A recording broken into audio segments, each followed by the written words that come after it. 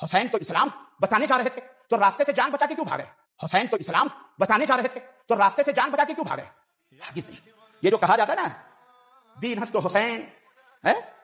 اور شاہ ہست و حسین، دین ہست و حسین، سرداد نداز در دست یزید حقا کی بنائے لا الہ ہست و حسین، لا الہ الا اللہ کی بنیاد ہے حسین، جھوٹ ہے یہ کہنے والا، مردود ہے یہ کہنے والا، خبیث ہے یہ کہنے والا، رافضی اور شیعہ ہے جو فتنہ حضرت یزید رحمۃ اللہ علیہ کے خلاف کوفہ کے اندر پل رہا تھا، جو فتنہ حضرت یزید رحمۃ اللہ علیہ کے خلاف کوفہ کے اندر پل رہا تھا، زندہ ہوتا ہے، کہتا ہے اسلام زندہ ہوتا ہے ہر کربلا کے بعد، بے غیرتو اسلام مرا نہیں ہے اور نہ قیامت تک مرے گا انشاءاللہ۔ تم جیسے مردے، تم جیسے اشعار کہنے والے ضرور مٹیوں میں مل گئے، ختم ہو گئے، لیکن اسلام کربلا کے بعد بھی زندہ ہوتا ہے۔